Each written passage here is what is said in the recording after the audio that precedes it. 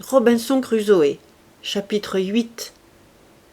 Il n'y avait pas moins de 8 jours que je les attendais, quand survint une aventure étrange et inopinée, dont la pareille est peut-être inouïe dans l'histoire. J'étais un matin profondément endormi dans mon clapier. Tout à coup, mon serviteur Vendredi vint en courant vers moi et me cria « Maître, maître, ils sont venus, ils sont venus !» Je sautai à bas du lit et, ne prévoyant aucun danger, je m'élançai, aussitôt que j'eus enfilé mes vêtements, à travers mon petit bocage, qui, soit dit en passant, était alors devenu un bois très épais. Je dis « ne prévoyant aucun danger », car je sortis sans armes, contre ma coutume. Mais je fus bien surpris, quand, tournant mes yeux vers la mer, j'aperçus à environ 1 lieue et demie de distance une embarcation qui portait le cap sur mon île, avec une voile en épaule de mouton, comme on l'appelle, et à la faveur d'un assez bon vent. Je remarquai aussi tout d'abord qu'elle ne venait point de ce côté où la terre était située, mais de la pointe la plus méridionale de l'île. Là-dessus j'appelai Vendredi et lui enjoignis de se tenir caché, car ces gens n'étaient pas ceux que nous attendions, et nous ne savions pas encore s'ils étaient amis ou ennemis. Vite je courus chercher ma longue-vue, pour déterminer de quoi il s'agissait. Je dressai mon échelle et je grimpai sur le sommet du rocher, comme j'avais coutume de faire lorsque j'appréhendais quelque chose, et que je voulais mieux voir sans me découvrir. À peine avais-je mis le pied sur le rocher que mon œil distingua parfaitement un navire à l'ancre, à environ 2 lieues et demie de moi, au sud-sud-est, mais seulement à 1 lieue et demie du rivage. Par mes observations, je reconnus, à n'en pas douter, que le bâtiment devait être anglais et l'embarcation une chaloupe anglaise. Je ne saurais exprimer le trouble où je tombais, bien que la joie de voir un navire, et un navire que j'avais raison de croire monté par mes compatriotes, et par conséquent des amis, fut telle que je ne puis la dépeindre. Cependant des doutes secrets, dont j'ignorais la source, m'enveloppaient et me commandaient de rester sur mes gardes. Je me pris d'abord à considérer quelle affaire un vaisseau anglais pouvait avoir dans cette partie du monde, puisque ce n'était ni pour aller ni pour revenir le chemin d'aucun des pays où l'Angleterre a quelque comptoir. Je savais qu'aucune tempête n'avait pu le faire dériver de ce côté en état de détresse. S'ils étaient réellement anglais, il était donc plus que probable qu'ils ne venaient pas avec de bons desseins. Et il valait mieux pour moi demeurer comme j'étais que de tomber entre les mains de voleurs et de meurtriers. Que l'homme ne méprise pas les pressentiments et les avertissements secrets du danger, qui parfois lui sont donnés quand il ne peut entrevoir la possibilité de son existence réelle. Que de tels pressentiments et avertissements nous soient donnés, je crois que peu de gens ayant fait quelque observation de choses puissent le nier, qu'ils soient les manifestations certaines d'un monde invisible et du commerce des esprits. On ne saurait non plus le mettre en doute. Et s'il semble tendre à nous avertir du danger, pourquoi ne supposerions-nous pas qu'il nous vienne de quelque agent propice, soit suprême ou inférieur et subordonné, ce n'est pas là que j'ai la question, et qu'ils nous sont donnés pour notre bien? Le fait présent me confirme fortement dans la justesse de ce raisonnement, car si je n'avais pas été fait circonspect par cette secrète admonition, d'où qu'elle vint, j'aurais été inévitablement perdu, et dans une condition 100 fois pire qu'auparavant, comme on le verra tout à l'heure. Je ne me tins pas longtemps dans cette position sans voir l'embarcation approcher du rivage, comme si elle cherchait une crique pour y pénétrer et accoster la terre commodément. Toutefois, comme elle ne remonta pas tout à fait assez loin, l'équipage n'aperçut pas la petite anse où j'avais autrefois abordé avec mes radeaux, et tira la chaloupe sur la grève, à environ un demi-mille de moi. Ce qui fut très heureux, car autrement il aurait pour ainsi dire débarqué juste à ma porte, m'aurait eu bientôt arraché de mon château, et peut-être m'aurait dépouillé de tout ce que j'avais. Quand ils furent sur le rivage, je me convainquis pleinement qu'ils étaient anglais, au moins pour la plupart. Un ou deux me semblèrent hollandais, mais cela ne se vérifia pas. Il y avait en tout 11 hommes, dont je trouvai que 3 étaient sans armes et, autant que je pus voir, garrottés. Les premiers 4 ou 5 qui descendirent à terre firent sortir ces 3 de la chaloupe comme des prisonniers. Je pus distinguer que l'un de ces 3 faisait les gestes les plus passionnés, des gestes d'imploration, de douleur et de désespoir, allant jusqu'à une sorte d'extravagance. Les 2 autres, je le distinguai aussi, levaient quelquefois leurs mains au ciel, et à la vérité paraissaient affligés, mais pas aussi profondément que le premier. À cette vue, je fus jeté dans un grand trouble, et je ne savais quel serait le sens de tout cela. Vendredi, tout à coup, s'écria en anglais, et de son mieux possible, « Ô maître, vous voir homme anglais manger prisonnier aussi bien qu'homme sauvage !»« Quoi ?» dis-je à Vendredi. « Tu penses qu'ils vont les manger ?» ?»« Oui, répondit-il, eux vouloir les manger !»« Non, non, répliquai-je. Je redoute à la vérité qu'ils ne veuillent les assassiner, mais sois sûr qu'ils ne les mangeront pas. » Durant tout ce temps, je n'eus aucune idée de quoi ils retournaient vraiment, mais je demeurai tremblant d'horreur à ce spectacle, m'attendant à tout instant que les 3 prisonniers seraient massacrés. Je vis même une fois un de ces scélérats lever un grand coutelas, comme l'appellent les marins, ou épée, pour frapper un de ces malheureux hommes. Je crus que c'était fait de lui. Tout mon sang se glaça dans mes veines. Je regrettais alors du fond du cœur notre Espagnol et le vieux sauvage parti avec lui. Et je souhaitais de trouver quelque moyen d'arriver inaperçu à portée de fusil de ces bandits pour délivrer les 3 hommes, car je ne leur voyais point d'armes à feu. Mais un autre expédient se présenta à mon esprit. Après avoir remarqué l'outrageux traitement fait aux 3 prisonniers par l'insolent matelot, je vis que ses compagnons se dispersèrent par toute l'île, comme s'ils voulaient reconnaître le pays. Je remarquai aussi que les 3 autres avaient la liberté d'aller où il leur plaisait, mais ils s'assirent tous 3 à terre, très mornes et l'œil hagard, comme des hommes au désespoir. Ceci me fit souvenir du premier moment où j'abordai dans l'île et commençai à considérer ma position. Je me remémorai combien je me croyais perdu, combien je promenais des regards affolés autour de moi, quelles terribles appréhensions j'avais, et comment je me logeais dans un arbre toute la nuit, de peur d'être dévoré par les bêtes féroces. De même que cette nuit-là, je ne me doutais pas du secours que j'allais recevoir du providentiel entraînement du vaisseau vers le rivage, par la tempête et la marée, par lequel j'ai été nourri et entretenu si longtemps. De même, ces 3 pauvres désolés ne soupçonnaient pas combien leur délivrance et leur consolation étaient assurées, combien elles étaient prochaines, et combien effectivement et réellement ils étaient en état de salut au moment même où ils se croyaient perdus et dans un cas désespéré. Donc nous voyons peu devant nous ici-bas. Combien nous avons de puissantes raisons pour nous reposer avec joie sur le grand Créateur du monde, qui ne laisse jamais ses créatures dans un entier dénuement.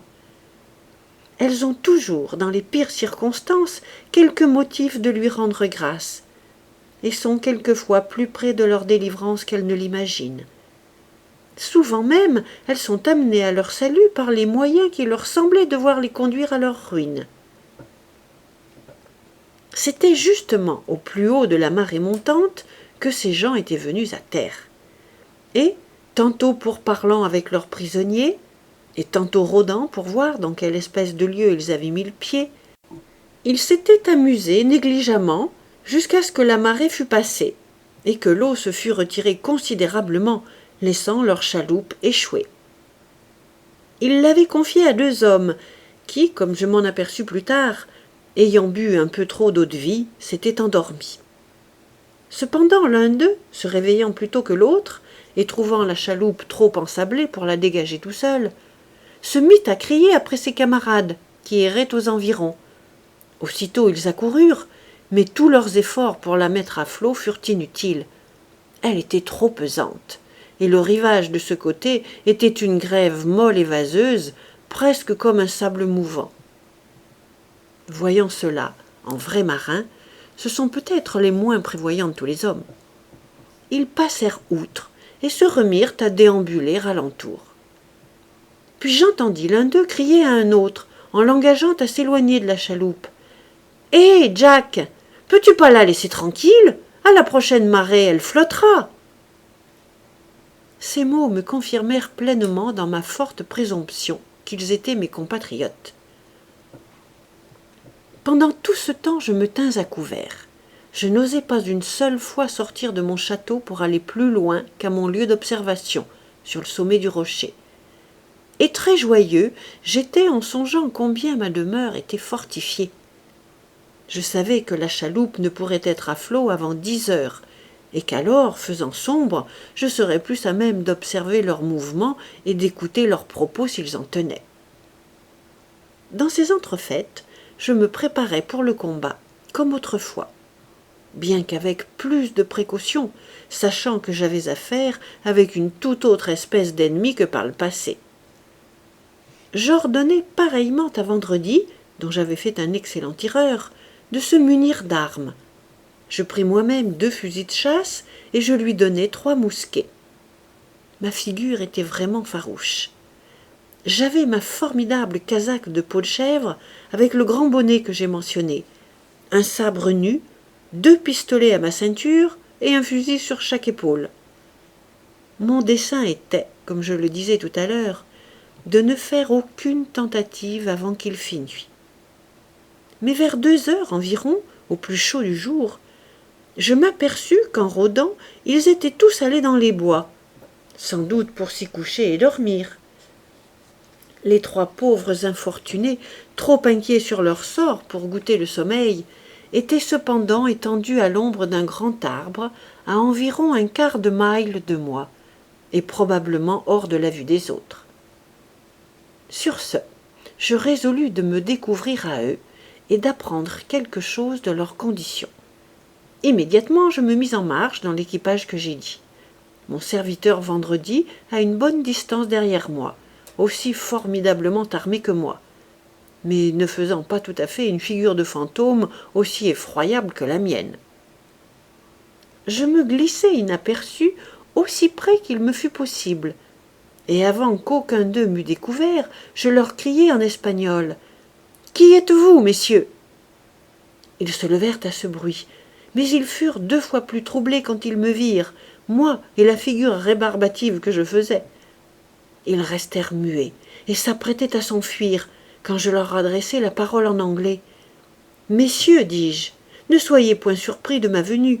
Peut-être avez-vous auprès de vous un ami, bien que vous ne vous y attendissiez pas. » « Il faut alors qu'il soit envoyé du ciel, me répondit l'un d'eux très gravement, ôtant en même temps son chapeau, car notre condition passe tout secours humain. « Tout secours vient du ciel, monsieur, répliquai-je. Mais ne pourriez-vous pas mettre un étranger à même de vous secourir, car vous semblez plongé dans quelque grand malheur.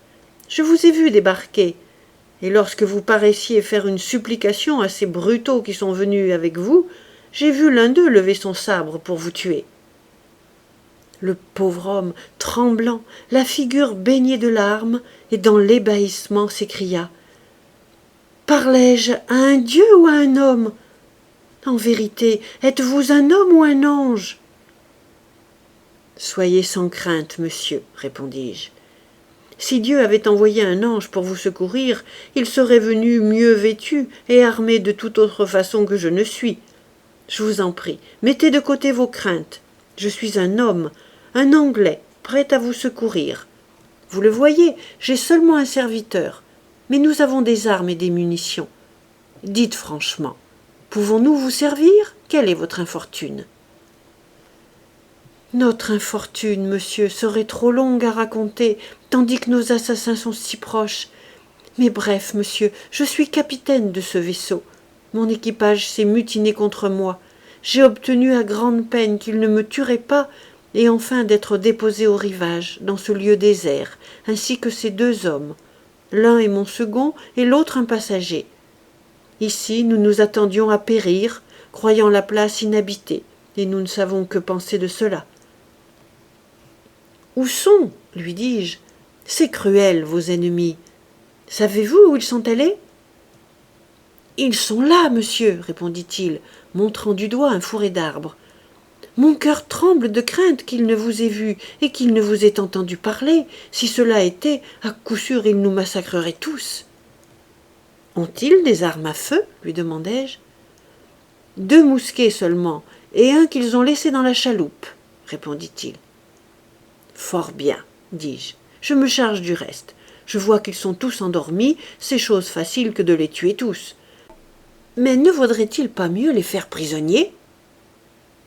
Il me dit alors que parmi eux, il y avait 2 désespérés coquins à qui il ne serait pas trop prudent de faire grâce, mais que si on s'en assurait, il pensait que tous les autres retourneraient à leur devoir. Je lui demandai lesquels c'étaient. Il me dit qu'à cette distance il ne pouvait les indiquer, mais qu'il obéirait à mes ordres dans tout ce que je voudrais commander. « Eh bien, dis-je, retirons-nous hors de leur vue et de leur portée d'entendre, de peur qu'ils ne s'éveillent, et nous délibérerons plus à fond. » Puis volontiers ils s'éloignèrent avec moi, jusqu'à ce que les bois nous eussent cachés. « Écoutez, monsieur, lui dis-je, si j'entreprends votre délivrance, êtes-vous prêt à faire 2 conditions avec moi ?» Il prévint mes propositions en me déclarant que lui et son vaisseau, s'il le recouvrait, seraient en toutes choses entièrement dirigés et commandés par moi, et que si le navire n'était point repris, il vivrait et mourrait avec moi dans quelque partie du monde que je voulusse le conduire. Et les 2 autres hommes protestèrent de même. « Eh bien, dis-je, mes 2 conditions, les voici. 1. Tant que vous demeurerez dans cette île avec moi, vous ne prétendrez ici à aucune autorité. Si je vous confie des armes, vous en viderai vos mains quand bon me semblera.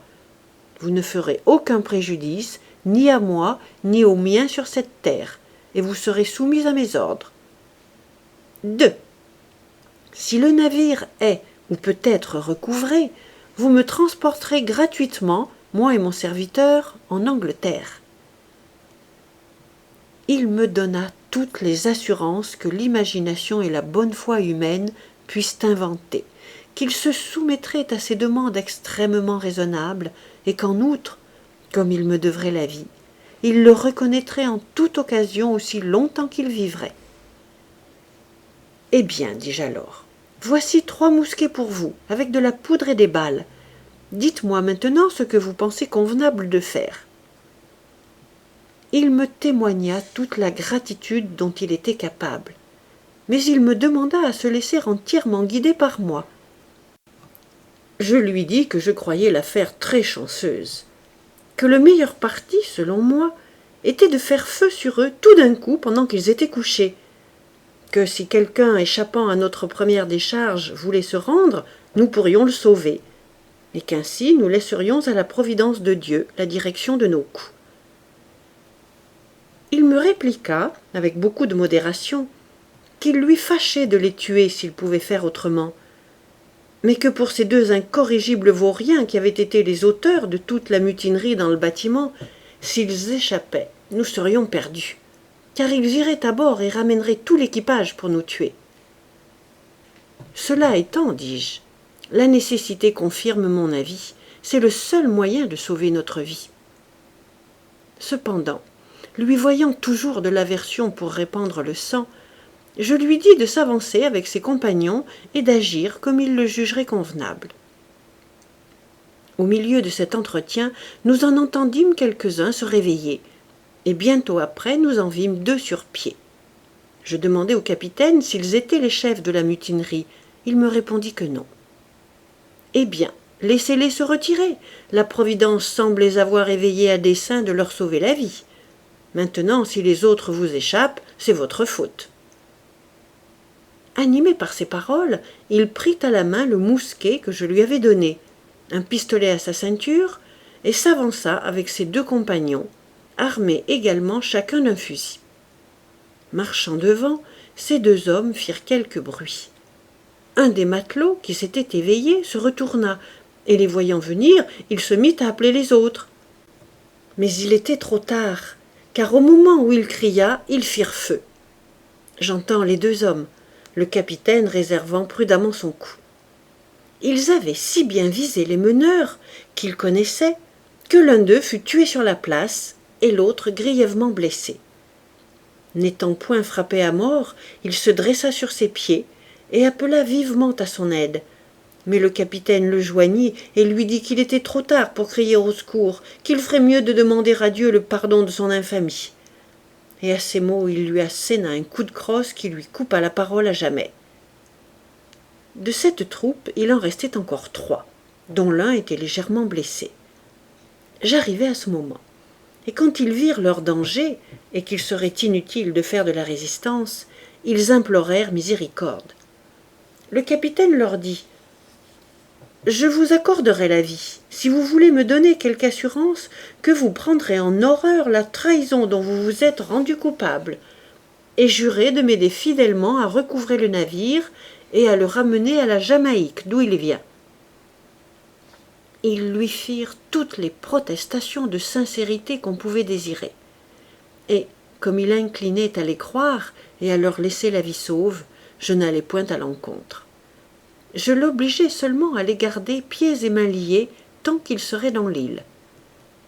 Sur ces entrefaites, j'envoyai vendredi et le second du capitaine vers la chaloupe, avec ordre de s'en assurer et d'emporter les avirons et la voile. Ce qu'ils firent. Aussitôt, 3 matelots rôdants, qui fort heureusement pour eux s'étaient écartés des autres, revinrent au bruit des mousquets, et, voyant leur capitaine, de leur prisonnier qu'il était, devenu leur vainqueur, ils consentirent à se laisser garrotter aussi, et notre victoire fut complète. Il ne restait plus alors au capitaine et à moi qu'à nous ouvrir réciproquement sur notre position. Je commençai le premier, et lui contai mon histoire entière, qu'il écouta avec une attention qui allait jusqu'à l'ébahissement, surtout la manière merveilleuse dont j'avais été fourni de vivres et de munitions. Et de fait, comme mon histoire est un tissu de prodiges, elle fit sur lui une profonde impression. Puis, quand il en vint à réfléchir sur lui-même, et que je semblais avoir été préservé en ce lieu à dessein de lui sauver la vie, des larmes coulèrent sur sa face, et il ne put proférer une parole. Après que cette conversation fut terminée, je le conduisis, lui et ses 2 compagnons, dans mon logis, où je les introduisis par mon issue, c'est-à-dire par le haut de la maison. Là, pour se rafraîchir, je leur offris les provisions que je me trouvais avoir, puis je leur montrai toutes les inventions dont je m'étais ingénié pendant mon long séjour, mon bien long séjour en ce lieu. Tout ce que je leur faisais voir, tout ce que je leur disais, excitait leur étonnement. Mais le capitaine admira surtout mes fortifications, et combien j'avais habilement masqué ma retraite par un fourré d'arbres. Il y avait alors près de 20 ans qu'il avait été planté, et comme en ces régions la végétation est beaucoup plus prompte qu'en Angleterre, il était devenu une petite forêt si épaisse qu'elle était impénétrable de toutes parts, excepté d'un côté où je m'étais réservé un petit passage tortueux. Je lui dis que c'était là mon château et ma résidence, mais que j'avais aussi, comme la plupart des princes, une maison de plaisance à la campagne, où je pouvais me retirer dans l'occasion, et que je la lui montrerais une autre fois. Mais que pour le présent, notre affaire était de songer aux moyens de recouvrer le vaisseau. Il en convint avec moi, mais il m'avoua qu'il ne savait vraiment quelle mesure prendre. « Il y a encore à bord, dit-il, 26 hommes qui, ayant trempé dans une abominable conspiration, compromettant leur vie vis-à-vis de la loi, s'y opiniâtreront par désespoir et voudront pousser les choses à bout. Car ils n'ignorent pas que s'ils étaient réduits, ils seraient pendus en arrivant en Angleterre, ou dans quelqu'une de ses colonies. Nous sommes en trop petit nombre pour nous permettre de les attaquer. » Je réfléchis quelque temps sur cette objection, et j'en trouvai la conclusion très raisonnable. Il s'agissait donc d'imaginer promptement quelques stratagèmes, aussi bien pour les faire tomber par surprise dans quelque piège, que pour les empêcher de faire une descente sur nous et de nous exterminer. Il me vint incontinent à l'esprit qu'avant peu les gens du navire, voulant savoir ce qu'étaient devenus leurs camarades et la chaloupe, viendraient assurément à terre dans leur autre embarcation pour les chercher, et qu'ils se présenteraient peut-être armés et en force trop supérieure pour nous. Le capitaine trouva ceci très plausible. Là-dessus, je lui dis « La première chose que nous avons à faire est de nous assurer de la chaloupe qui gît sur la grève, de telle sorte qu'ils ne puissent la ramener, d'emporter tout ce qu'elle contient et de la désemparer, si bien qu'elle soit hors d'état de voguer. » En conséquence, nous allâmes à la barque.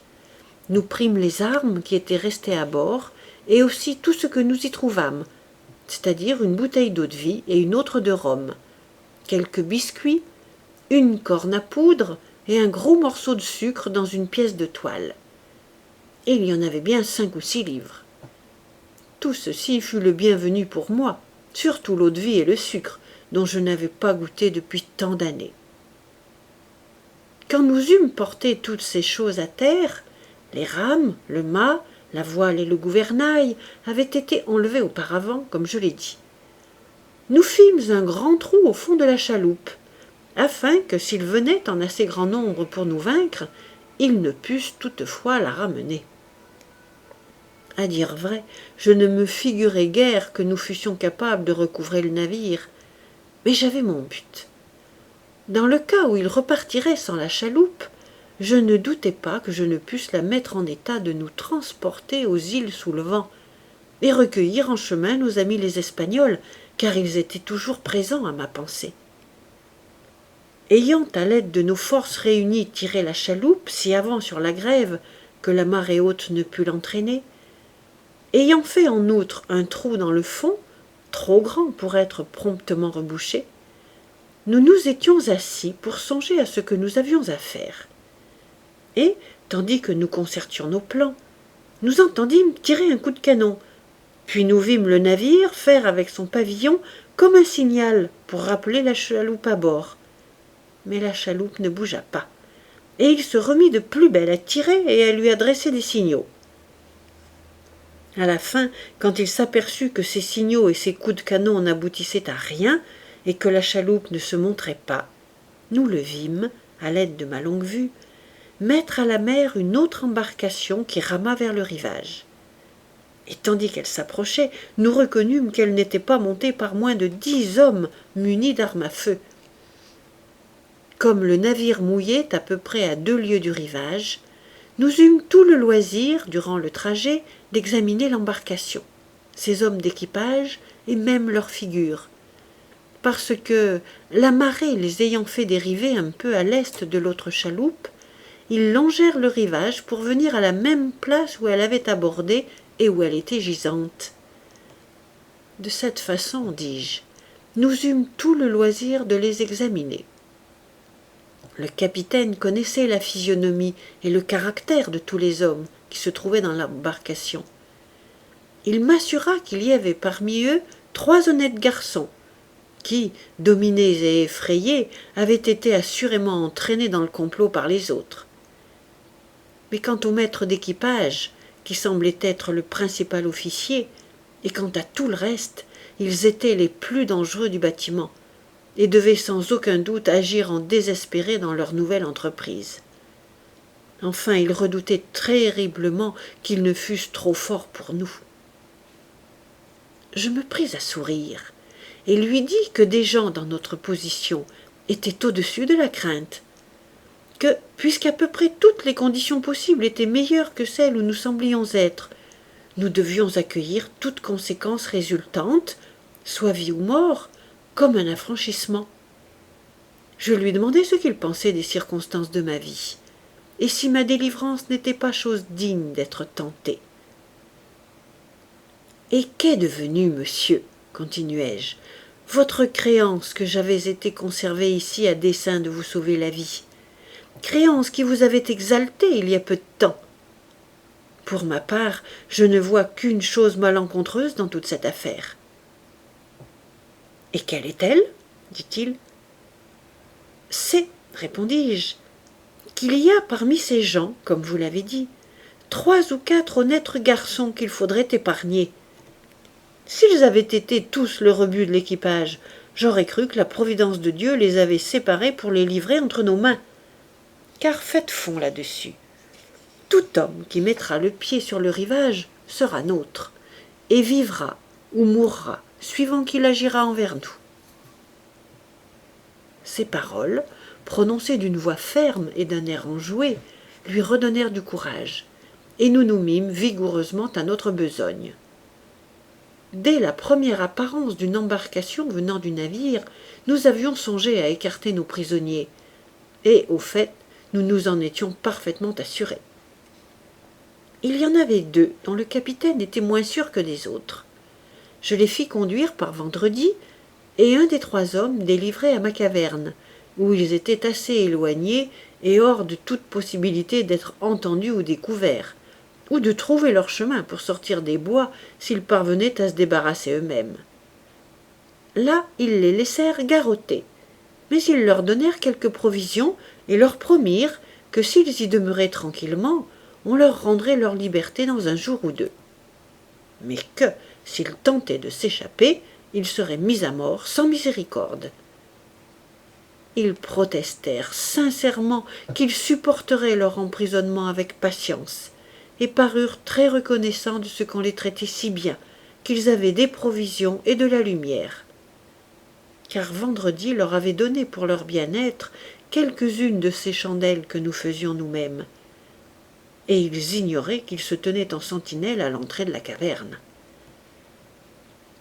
Les autres prisonniers étaient mieux traités.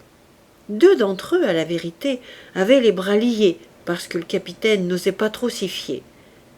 Mais les 2 autres avaient été pris à mon service, sur la recommandation du capitaine et sur leur promesse solennelle de vivre et de mourir avec nous. Ainsi, y compris ceux-ci et les 3 braves garçons, nous étions 7 hommes bien armés, et je ne mettais pas en doute que nous ne puissions venir à bout des 10 arrivants, considérant surtout ce que le capitaine avait dit, qu'il y avait 3 ou 4 honnêtes hommes parmi eux. Aussitôt qu'ils atteignirent à l'endroit où gisait leur autre embarcation, ils poussèrent la leur sur la grève et mirent pied à terre en la halant après eux. Ce qui me fit grand plaisir à voir, car j'avais craint qu'ils ne la laissassent à l'ancre, à quelque distance du rivage, avec du monde dedans pour la garder, et qu'ainsi il nous fût impossible de nous en emparer. Une fois à terre, la première chose qu'ils firent, ce fut de courir tous à l'autre embarcation, et il fut aisé de voir qu'ils tombèrent dans une grande surprise en la trouvant dépouillée, comme il a été dit, de tout ce qui s'y trouvait, et avec un grand trou dans le fond. Après avoir pendant quelque temps réfléchi sur cela, ils poussèrent de toute leur force 2 ou 3 grands cris pour essayer s'ils ne pourraient point se faire entendre de leurs compagnons. Mais c'était peine inutile. Alors ils se serrèrent tous en cercle et firent une salve de mousqueterie. Nous l'entendîmes, il est vrai. Les échos en firent retentir les bois, mais ce fut tout. Les prisonniers qui étaient dans la caverne, nous en étions sûrs, ne pouvaient entendre, et ceux en notre garde, quoiqu'ils entendissent très bien, n'avaient pas toutefois la hardiesse de répondre. Ils furent si étonnés et si atterrés de ce silence qu'ils résolurent, comme ils nous le dirent plus tard, de se rembarquer pour retourner vers le navire et de raconter que leurs camarades avaient été massacrés et leur chaloupe défoncée. En conséquence, ils lancèrent immédiatement leur esquif et remontèrent tous à bord. À cette vue, le capitaine fut terriblement surpris et même stupéfié. Il pensait qu'ils allaient rejoindre le navire et mettre à la voile, regardant leurs compagnons comme perdus, et qu'ainsi il lui fallait décidément perdre son navire, qu'il avait eu l'espérance de recouvrer. mais il eut bientôt une toute autre raison de se déconcerter. À peine s'était-il éloigné que nous les vîmes revenir au rivage, mais avec de nouvelles mesures de conduite, sur lesquelles sans doute ils avaient délibéré. C'est-à-dire qu'ils laissèrent 3 hommes dans l'embarcation, et que les autres descendirent à terre et s'enfoncèrent dans le pays pour chercher leurs compagnons. Ce fut un grand désappointement pour nous, et nous en étions à ne savoir que faire, car nous saisir des 7 hommes qui se trouvaient à terre ne serait d'aucun avantage si nous laissions échapper le bateau, parce qu'ils regagneraient le navire et qu'alors à coup sûr le reste de l'équipage lèverait l'ancre et mettrait à la voile, de sorte que nous perdrions le bâtiment sans retour.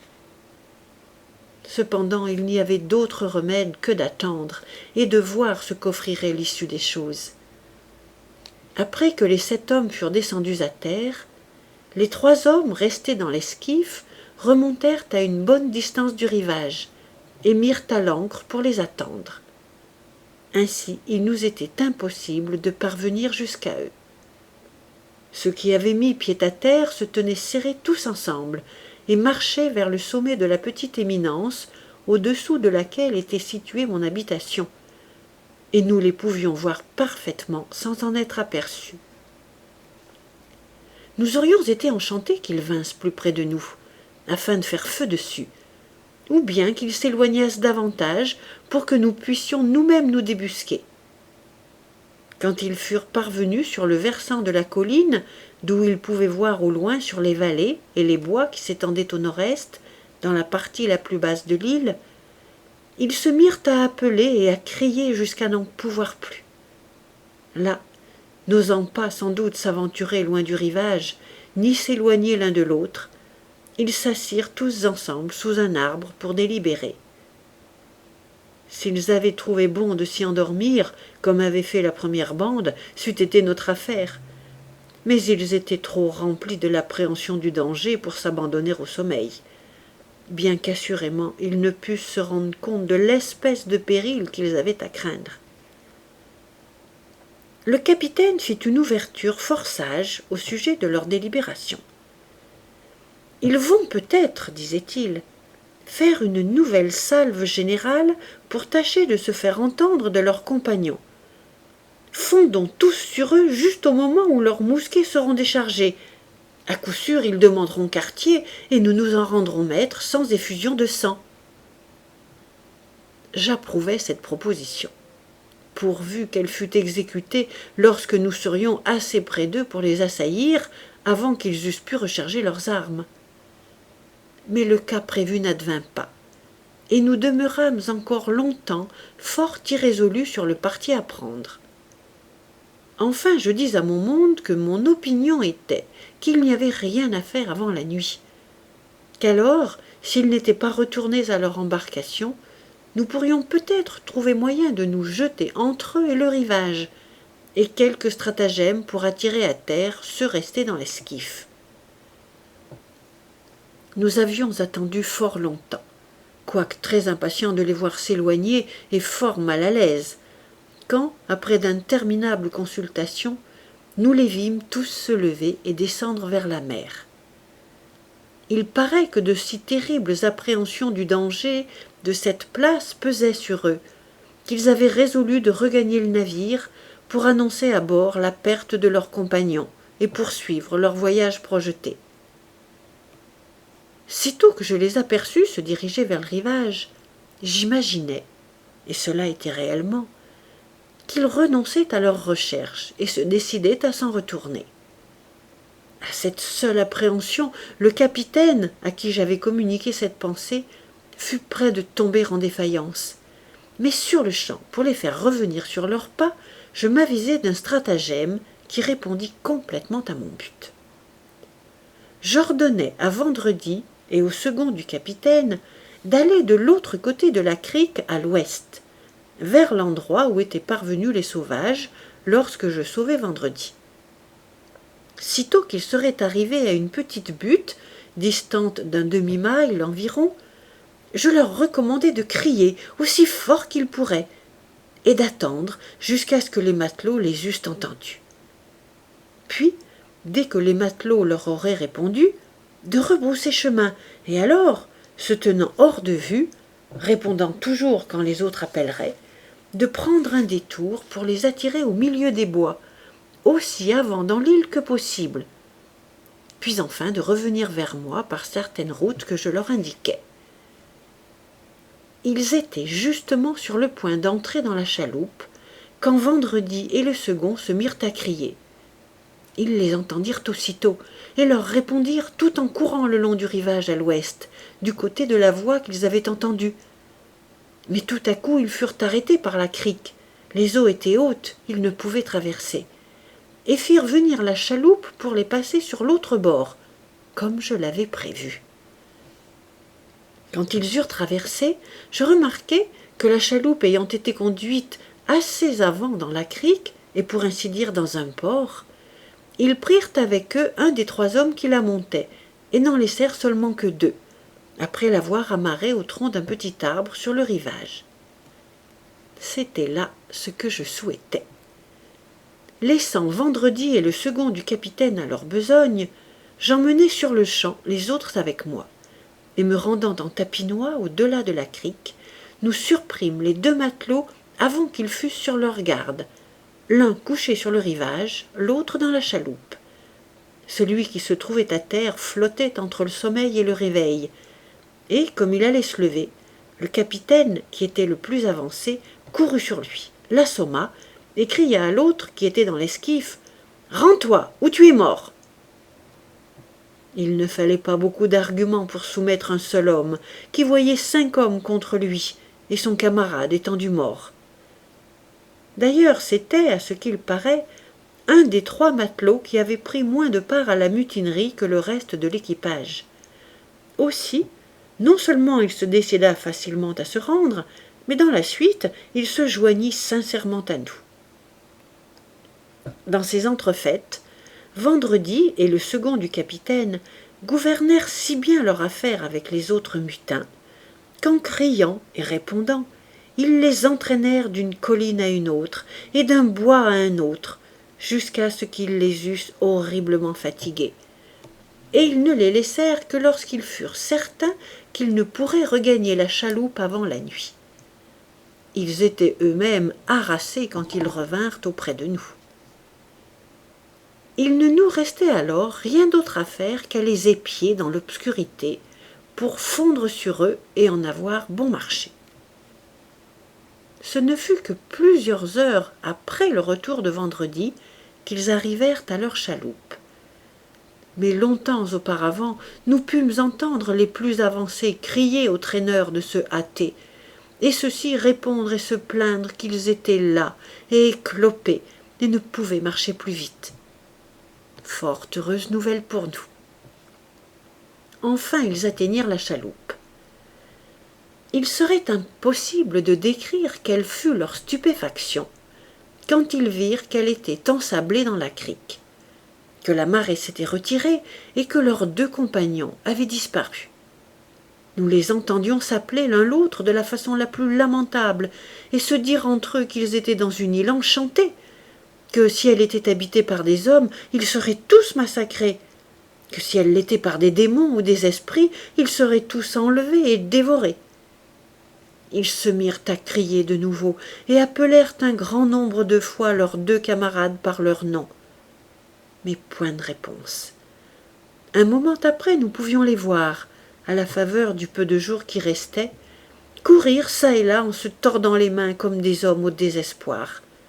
Tantôt ils allaient s'asseoir dans la chaloupe pour se reposer, tantôt ils en sortaient pour rôder de nouveau sur le rivage, et pendant assez longtemps dura ce manège.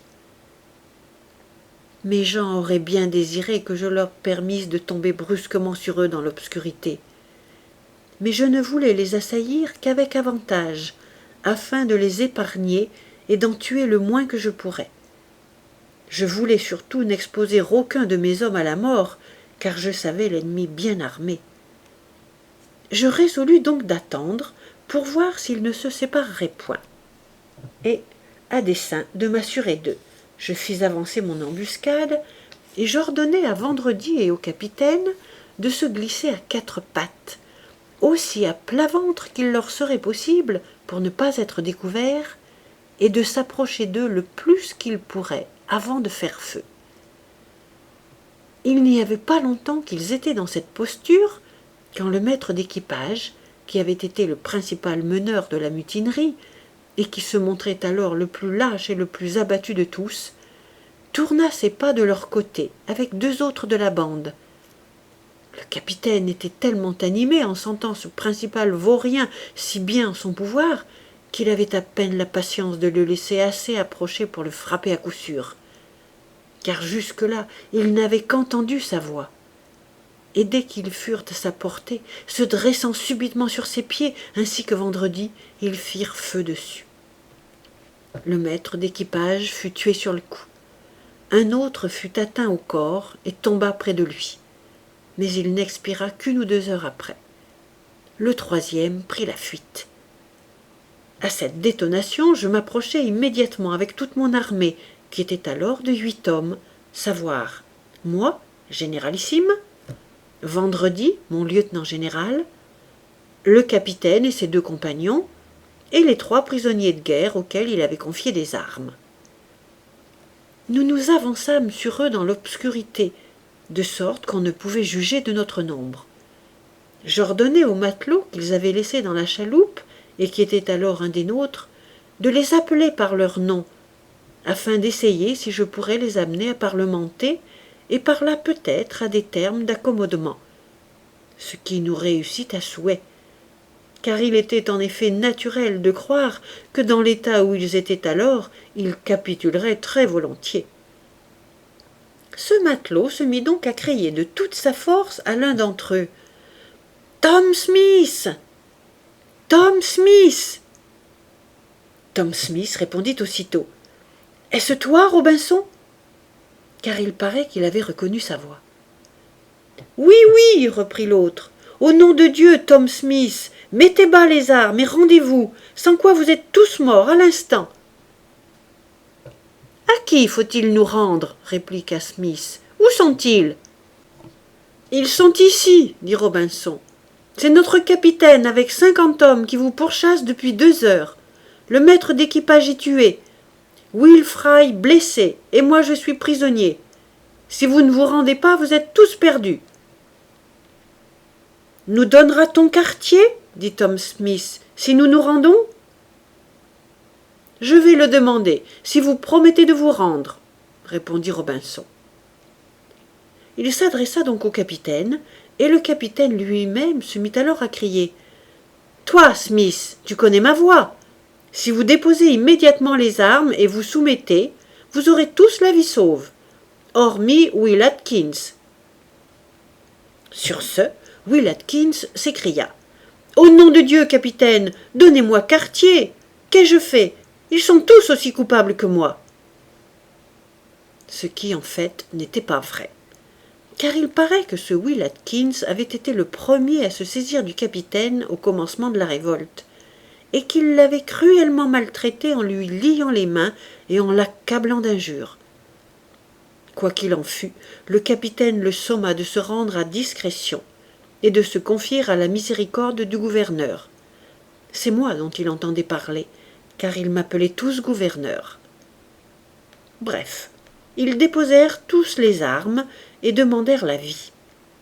Et j'envoyai pour les garrotter l'homme qui avait parlementé avec 2 de ses compagnons. Alors ma grande armée de 50 hommes, laquelle, y compris les 3 en détachement, se composait en tout et pour tout de 8 hommes, s'avança et fit main basse sur eux et leur chaloupe. Mais je me tins avec un des miens hors de leur vue, pour des raisons d'État.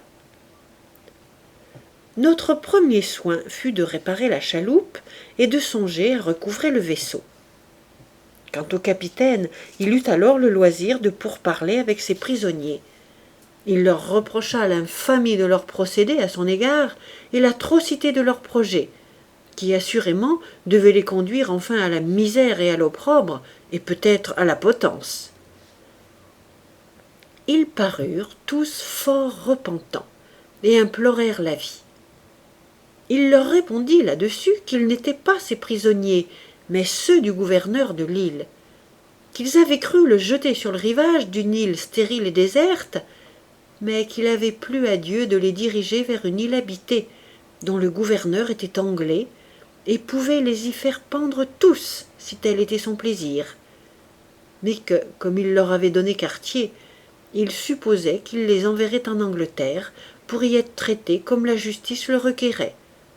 Hormis Atkins, à qui le gouverneur lui avait enjoint de dire de se préparer à la mort, car il serait pendu le lendemain matin. Quoique tout ceci ne fût qu'une fiction de sa part, elle produisit cependant tout l'effet désiré. Atkins se jeta à genoux et supplia le capitaine d'intercéder pour lui auprès du gouverneur, et tous les autres le conjurèrent au nom de Dieu, afin de n'être point envoyé en Angleterre. Il me vint alors à l'esprit que le moment de notre délivrance était venu, et que ce serait une chose très facile que d'amener ces gens à s'employer de tout cœur à recouvrer le vaisseau. Je m'éloignai donc dans l'ombre pour qu'ils ne pussent voir quelle sorte de gouverneur ils avaient, et j'appelai à moi le capitaine.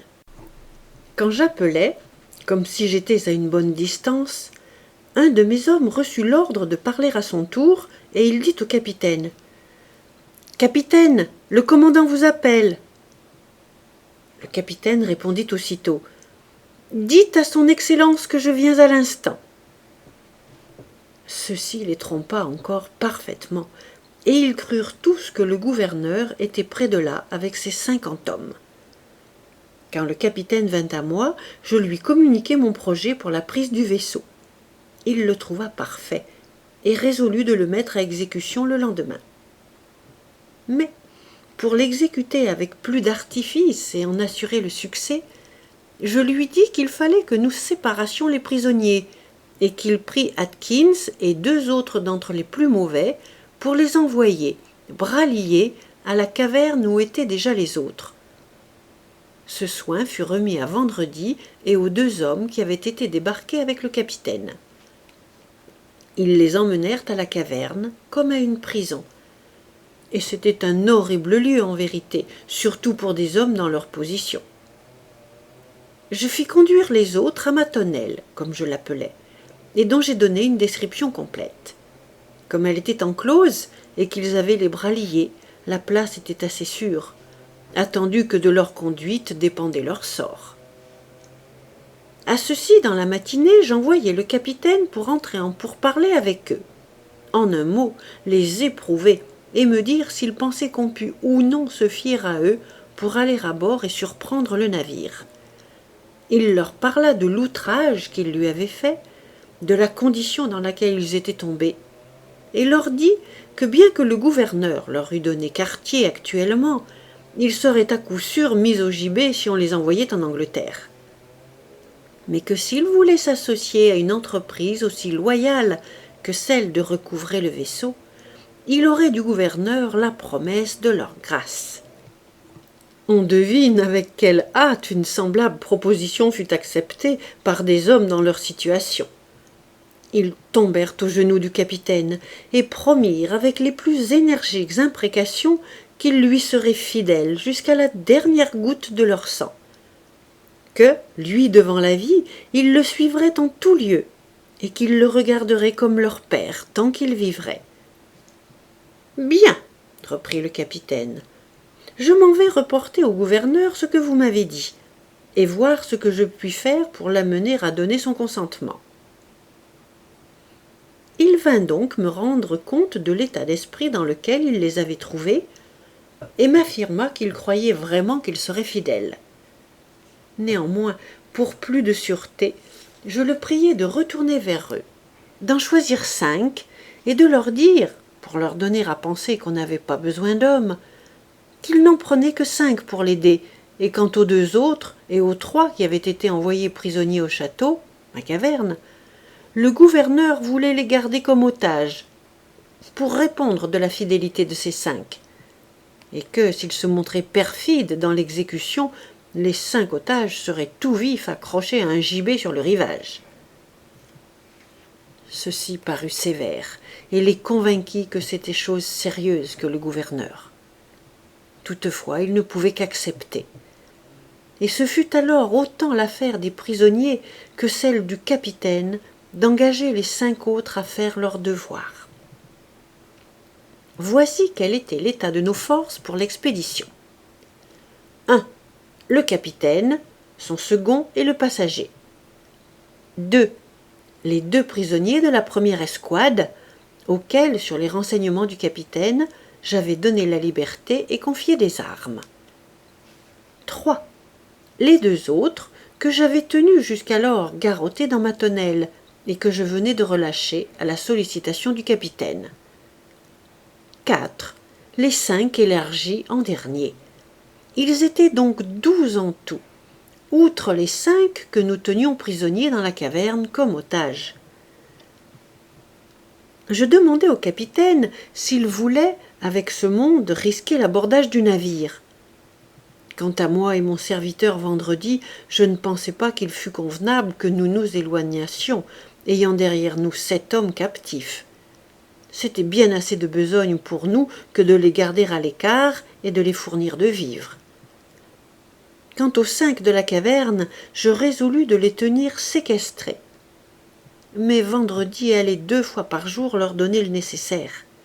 J'employai les 2 autres à porter les provisions à une certaine distance où Vendredi devait les prendre. Lorsque je me montrai aux 2 premiers otages, ce fut avec le capitaine qui leur dit que j'étais la personne que le gouverneur avait désignée pour veiller sur eux, que le bon plaisir du gouverneur était qu'ils n'allassent nulle part sans mon autorisation, et que s'ils le faisaient, ils seraient transférés au château et mis au fer. Ne leur ayant jamais permis de me voir comme gouverneur, je jouai donc pour lors un autre personnage, et leur parlai du gouverneur, de la garnison, du château et autres choses semblables en toute occasion.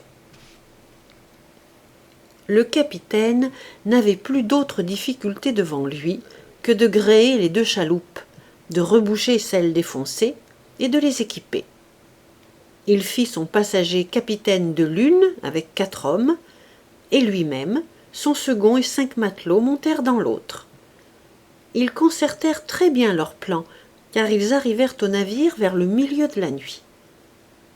Aussitôt qu'ils en furent à portée de la voie, le capitaine ordonna à Robinson de héler et de leur dire qu'ils ramenaient les hommes et la chaloupe, mais qu'ils avaient été bien longtemps avant de les trouver, et autre chose semblable.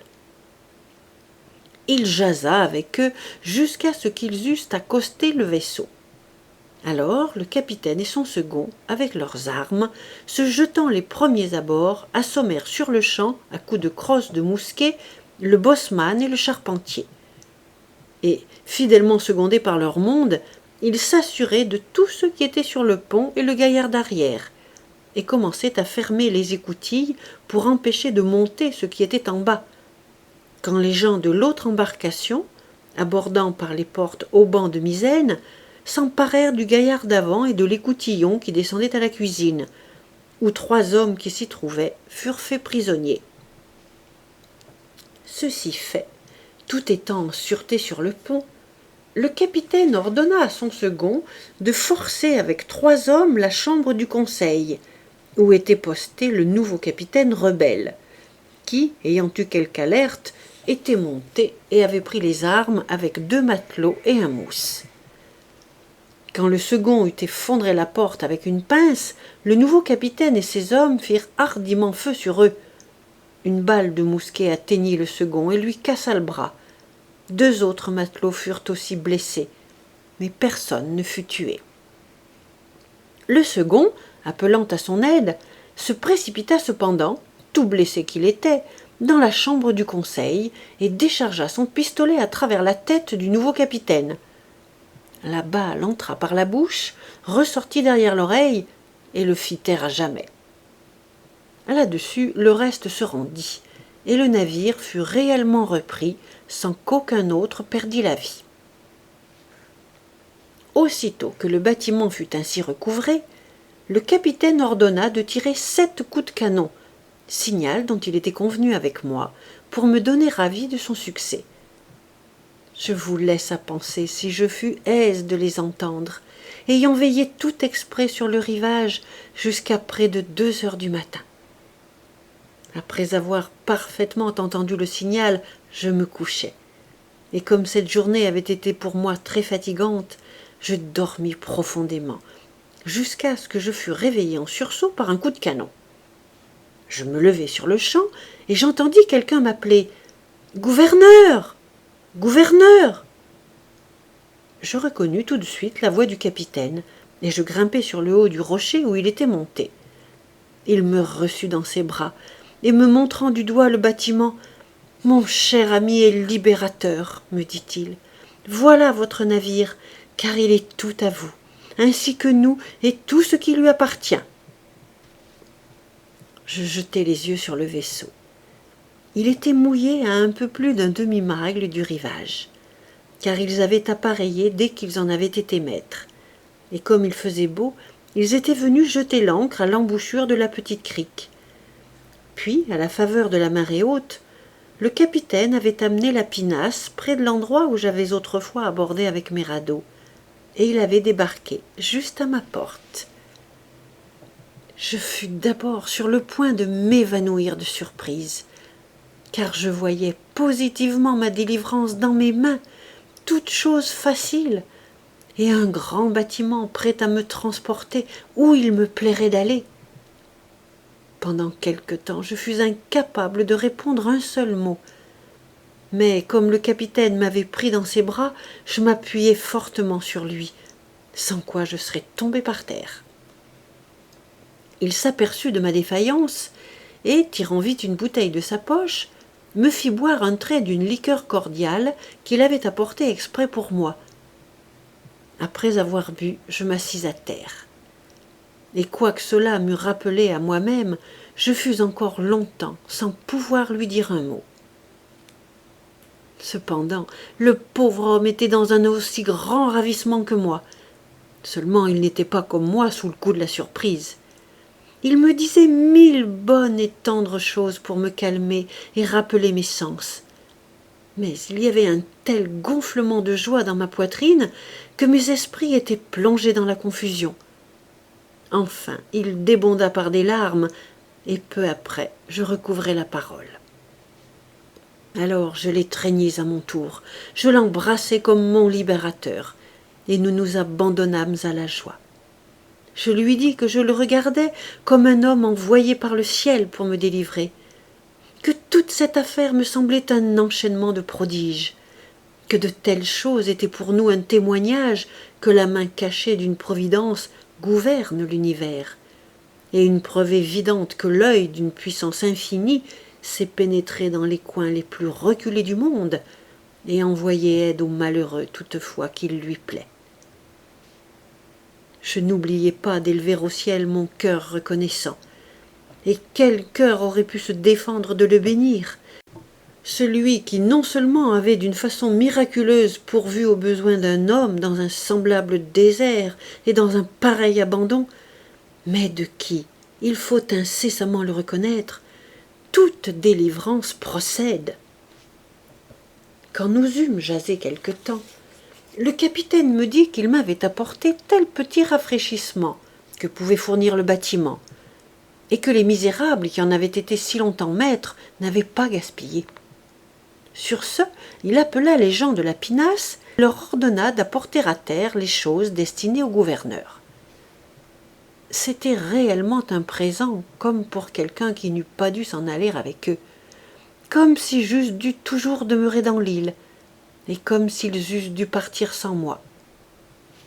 Premièrement, il m'avait apporté un coffret à flacons plein d'excellentes eaux cordiales, 6 grandes bouteilles de vin de Madère, de la contenance de 2 quarts, 2 livres de très bon tabac, 12 grosses pièces de bœuf salé et 6 pièces de porc, avec un sac de pois et environ 100 livres de biscuits. Il m'apporta aussi une caisse de sucre, une caisse de fleurs de farine, un sac plein de citrons, 2 bouteilles de jus de limon et une foule d'autres choses. Outre cela, et ce qui m'était 1000 fois plus utile, il ajouta 6 chemises toutes neuves, 6 cravates fort bonnes, 2 paires de gants, une paire de souliers, un chapeau, une paire de bas et un très bon habillement complet qu'il n'avait que très peu porté. En un mot, il m'équipa des pieds à la tête. Comme on l'imagine, c'était un bien doux et bien agréable présent pour quelqu'un dans ma situation. Mais jamais costume au monde ne fut aussi déplaisant, aussi étrange, aussi incommode que le furent pour moi ces habits les premières fois que je m'en affublai. Après ces cérémonies, et quand toutes ces bonnes choses furent transportées dans mon petit logement, nous commençâmes à nous consulter sur ce que nous avions à faire de nos prisonniers, car il était important de considérer si nous pouvions ou non risquer de les prendre avec nous, surtout les 2 d'entre eux que nous savions être incorrigibles et intraitables au dernier degré. Le capitaine me dit qu'il les connaissait pour des vauriens tels qu'il n'y avait pas à les dompter, et que s'il les emmenait, ce ne pouvait être que dans les fers, comme des malfaiteurs, afin de les livrer aux mains de la justice à la première colonie anglaise qui l'atteindrait. Je m'aperçus que le capitaine lui-même en était fort chagrin. Aussi lui dis-je que s'il le souhaitait, j'entreprendrais d'amener les 2 hommes en question à demander eux-mêmes d'être laissés dans l'île. « J'en serais aise, répondit-il, de tout mon cœur. Bien, je vais les envoyer chercher et leur parler de votre part. » Je commandai donc à vendredi, et aux 2 otages, qui pour lors étaient libérés, leurs camarades ayant accompli leur promesse, je leur ordonnai donc, dis-je, d'aller à la caverne, d'emmener les 5 prisonniers garrottés comme ils étaient à ma tonnelle, et de les y garder jusqu'à ce que je vinsse. Quelque temps après, je m'y rendis vêtu de mon nouveau costume, et je fus alors derechef appelé gouverneur. Tous étant réunis, et le capitaine m'accompagnant, je fis amener les prisonniers devant moi, et je leur dis que j'étais parfaitement instruit de leur infâme conduite envers le capitaine, et de leur projet de faire la course avec le navire et d'exercer le brigandage, mais que la Providence les avait enlacés dans leur propre piège, et qu'ils étaient tombés dans la fosse qu'ils avaient creusée pour d'autres. Je leur annonçai que par mes instructions, le navire avait été recouvré, qu'il était pour lors dans la rade, et que tout à l'heure ils verraient que leur nouveau capitaine avait reçu le prix de sa trahison, car ils le verraient pendu au bout d'une vergue. Je les priai de me dire, quant à eux, ce qu'ils avaient à alléguer pour que je ne les fisse pas exécuter comme des pirates pris sur le fait, ainsi qu'ils ne pouvaient douter que ma commission m'y autorisât. Un d'eux me répondit au nom de tous qu'il n'avait rien à dire, sinon que lorsqu'ils s'étaient rendus, le capitaine leur avait promis la vie, et qu'ils imploraient humblement ma miséricorde. « Je ne sais quelle grâce vous faire, » leur repartis-je. « Moi, j'ai résolu de quitter l'île avec mes hommes. Je m'embarque avec le capitaine pour retourner en Angleterre. Et lui, le capitaine, ne peut vous emmener que prisonnier dans les fers, pour être jugé comme révolté et comme forban, ce qui, vous ne l'ignorez pas, vous conduirait droit à la potence. Je n'entrevois rien de meilleur pour vous, à moins que vous n'ayez envie d'achever votre destin en ce lieu. Si cela vous convient, comme il m'est loisible de le quitter, je ne m'y oppose pas. Je me sens même quelque penchant à vous accorder la vie, si vous pensez pouvoir vous accommoder de cette île. » Ils parurent très reconnaissants, et me déclarèrent qu'ils préféreraient se risquer à demeurer en ce séjour plutôt que d'être transférés en Angleterre pour être pendus. Je tins cela pour dit. Néanmoins, le capitaine parut faire quelques difficultés, comme s'il redoutait de les laisser. Alors je fis semblant de me fâcher contre lui, et je lui dis qu'ils étaient mes prisonniers et non les siens, que puisque je leur avais offert une si grande faveur, je voulais être aussi bon que ma parole, que s'ils ne jugeaient point à propos d'y consentir, je les remettrais en liberté, comme je les avais trouvés, permis à lui de les reprendre s'il pouvait les attraper. Là-dessus, ils me témoignèrent beaucoup de gratitude. Et moi, conséquemment, je les fis mettre en liberté. Puis je leur dis de se retirer dans les bois, au lieu même d'où ils venaient, et que je leur laisserais des armes à feu, des munitions et quelques instructions nécessaires pour qu'ils vécussent très bien, si bon leur semblait. Alors je me disposai à me rendre au navire. Je dis néanmoins au capitaine que je resterais encore cette nuit pour faire mes préparatifs, et que je désirais qu'il retournât cependant à son bord pour y maintenir le bon ordre, et qu'il m'envoyât la chaloupe à terre le lendemain. Je lui recommandai en même temps de faire pendre au taquet d'une vergue le nouveau capitaine qui avait été tué, afin que nos bannis pussent le voir. Quand le capitaine fut parti, je fis venir ces hommes à mon logement, et j'entamai avec eux un grave entretien sur leur position.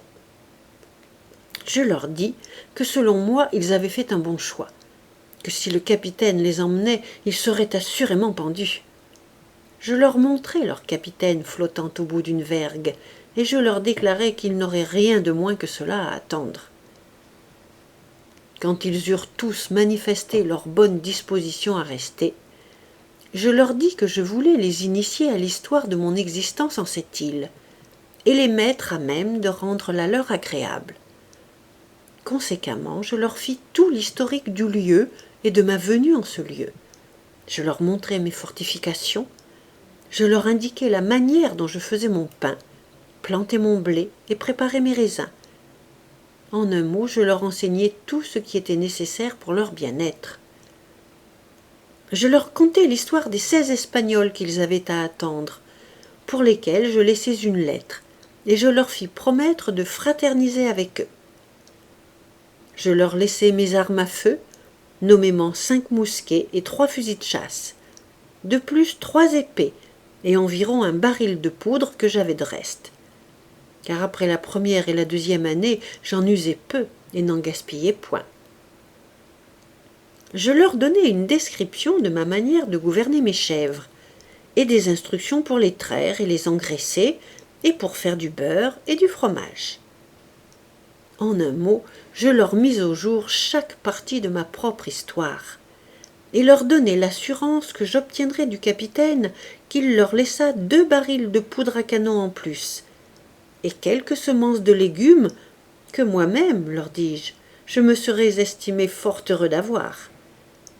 Je leur abandonnai aussi le sac de pois que le capitaine m'avait apporté pour ma consommation, et je leur recommandai de les semer, qu'immanquablement ils multiplieraient. Ceci fait, je pris congé d'eux le jour suivant, et m'en allai à bord du navire. Nous nous disposâmes immédiatement à mettre à la voile, mais nous n'appareillâmes que de nuit. Le lendemain matin, de très bonne heure, 2 des 5 exilés rejoignirent le bâtiment à la nage, et, se plaignant très lamentablement des 3 autres bannis, demandèrent au nom de Dieu à être pris à bord, car ils seraient assassinés. Ils supplièrent le capitaine de les accueillir, dussent-ils être pendus sur le champ. À cela, le capitaine prétendit ne pouvoir rien sans moi. Mais après quelques difficultés, et après de leur part une solennelle promesse d'amendement, nous les reçûmes à bord. Quelque temps après, ils furent fouettés et châtiés d'importance. Dès lors, ils se montrèrent de fort tranquilles et de fort honnêtes compagnons. Ensuite, à marée haute, j'allai au rivage avec la chaloupe chargée des choses promises aux exilés, et auxquelles, à mon intercession, le capitaine avait donné l'ordre qu'on ajoutât leurs coffres et leurs vêtements, qu'ils reçurent avec beaucoup de reconnaissance. Pour les encourager, je leur dis que s'il ne m'était point impossible de leur envoyer un vaisseau pour les prendre, je ne les oublierais pas. Quand je pris congé de l'île, j'emportai à bord, comme relique, le grand bonnet de peau de chèvre que je m'étais fabriqué, mon parasol et mon perroquet. Je n'oubliai pas de prendre l'argent dont autrefois je fis mention, lequel était resté si longtemps inutile qu'il s'était terni et noirci. À peine aurait-il pu passer pour de l'argent avant d'avoir été quelque peu frotté et manié. je n'oubliais pas non plus celui que j'avais trouvé dans les débris du vaisseau espagnol.